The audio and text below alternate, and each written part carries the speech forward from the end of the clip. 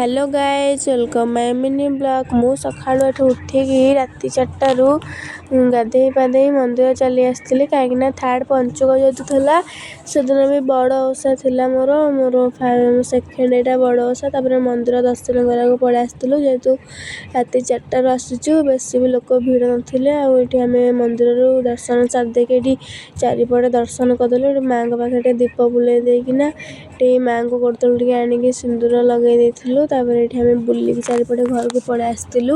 ଘରକୁ ଆସିଲା ପରେ ଏଠି ଆଈ ତାଙ୍କର ମୁରୁଜ ପକାଉଥିଲେ ଜଷ୍ଟ ଟିକେ ଟିକେ। ତାପରେ ମୁଁ ତାଙ୍କୁ ଟିକେ ସାହାଯ୍ୟ କରିଦେଲି।